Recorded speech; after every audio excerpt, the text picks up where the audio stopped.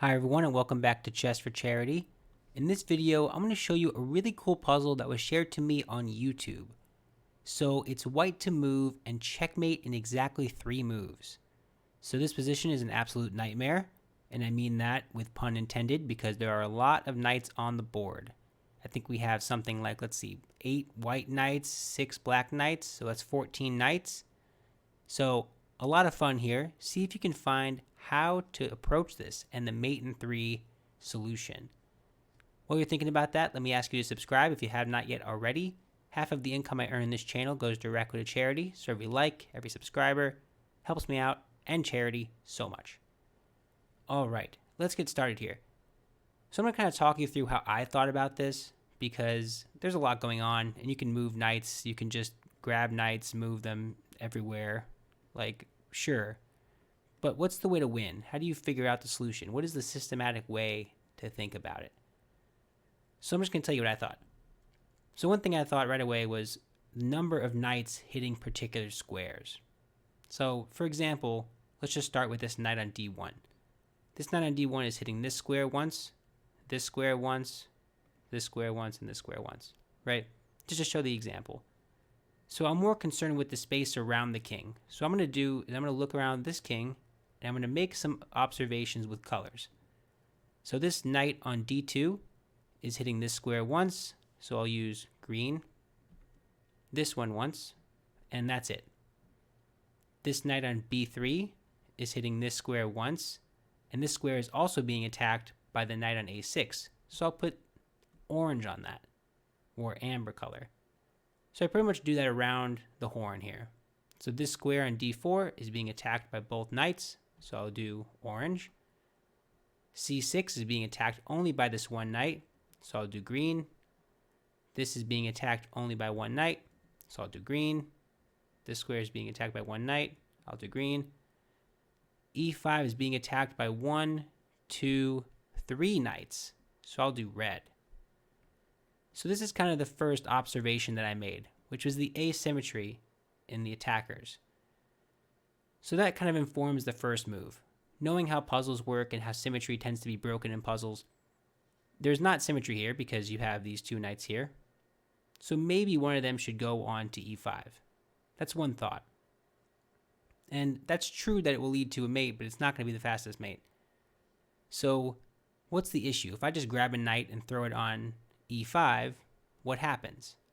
Let's just show an example. If I take the knight on f7 and throw it on e5, you can just take this knight. And I don't really have a good way to win. Because this king, if you look at the squares around it, it's not completely blocked in, right? It can run away. So I can't just check you and win. So it's kind of confusing. And you can think about this across multiple knights. Same idea at this knight.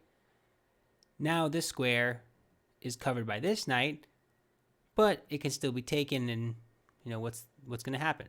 There's no immediate threat of checkmate. Okay? So just kind of talking through how I was thinking about it.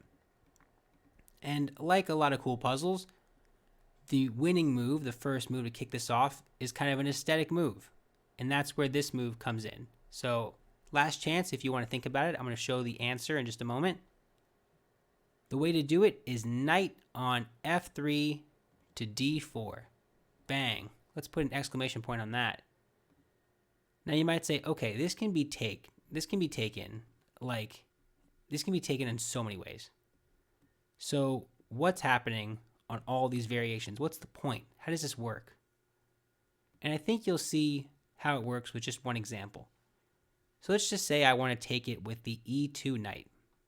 So I can do that, right? Now in this position, there's a mate in 2. So this knight, let's just make sure we back up a second, make sure it's clear. This knight is attacking d4, it's attacking c3, it's attacking f4. For the purposes of right now, let's look at these 2 squares, d4 and f4. When I take this on d4, I'm giving up control of f4. Okay, now why is that important? Well, the only other knight that has control over f4 is the knight on e6. Okay, what is that going to do? right? It's a bit of a chain here. So if you can somehow dislodge this knight on e6, you might be able to deliver mate on f4. Right, you see the idea? So what do I mean? So let's say you play a move like knight c7. If you take this knight away from defense of this square on f4, like this, it'd be mate. Well, what would happen if the other knight took instead? Well, the other square that this original knight was defending was c3. So look at all these three squares that the knight was defending. Now the way to mate is knight c3. Okay, that's a little confusing, right? Let's back it up and show it one more time, just to make sure it all makes sense. This original knight is watching over these three squares. 1, 2, 3. And when you make this first move, knight d4, one of these three squares is going to be, the control is going to be given up. So you take, these two squares are now not under control by two knights. So you make a move like knight c7, and you're deflecting one of these two knights away. No matter which one takes, you have their counterpart free. Do you see that? Isn't that so cool? So that's just one example. Let's go around the horn here. That was the knight on e2. What if you take with the knight on c2? Same kind of idea. You can play knight e7. And now you have the same concept. If either of these two knights take, you have the check by the complementary knight. So I have the arrows already here, but if you'd like me to walk through it, if the knight on f takes here, it gave up control of e3, which means you can hop in for mate. Do you see that? And if the knight on c6 takes, well, now it just gave up control of b4, so you can hop in for mate. Isn't that so cool? So this, let me go back. After this first move, this knight and this knight are out. So what do? What about this knight on f5? It's the same concept over and over again. Now, this knight was watching over, you can do the same thing. This knight was watching over what? And then you can ask this question and go back and forth. The way to do it here, knight b4. Now, one of these knights has to give up, and that means one of the counterpart squares is going to lead to a win. So just to show it, if this one is taken, knight e3 is mate, because that knight was covering e3. Do you see how cool this is? And then if this one is taken, what's the other counterpart of that square? What else was it seeing? This was looking at e7. So knight e7 is mate. Do you see the idea? It's like clockwork. Like one goes this way, the other one follows.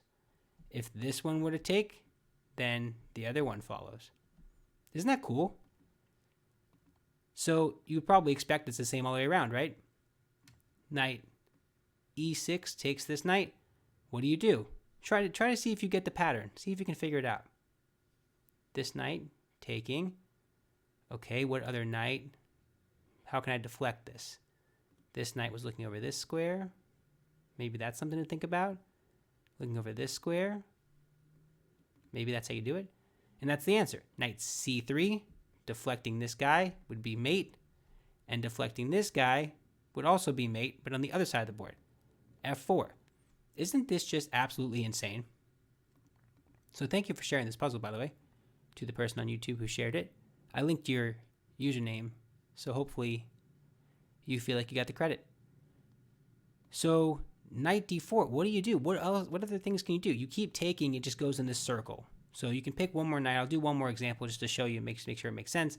Knight c6 takes. Can you figure out how it works? This knight was watching something.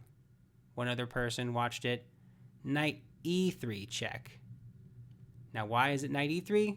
Because if this knight takes, you can drop in here for mate because this knight was watching that square. All right, do you see how it works? And if it goes the other way, if this knight takes like this, well, this knight was watching over e7, which was also being watched over by the knight on c6. Do you see how this works? This is so cool. Knight e7 is mate. And you get this really complex looking thing. What other moves are there other than taking? Well, the king can't move, right? King completely blocked in here. So what do? You can't take and you can't move the king. What if you just move a knight out of the way? Well, that's not going to do anything, right? If you move a knight out of the way, you're just giving up control of a square, right? And you're doing the same deflection kind of action. So this knight moving away just gave up control of this square, which means I need to deflect the knight away with knight c7. And because I move this knight to g3, I've given up control of one of these two, which means either this knight on b5 or this knight on e6 has to relinquish that control and I'll win. So one of these two. Isn't this so cool? So it's pretty fantastic that all these knights on the board, the winning move is to put your knight right in the middle. And you might have that suspicion when you see the asymmetry I talked about from the very beginning, noticing there are 3 attackers here, 1 attacker and a lot of other squares. I think it was this one and this one, right? Like that. If I did that right, maybe not. So you get the idea though, right? I'm showing it, but you get it. Here it is, like that. 2 knights on that square. But yeah, so hopefully you enjoyed it. It's a real nightmare.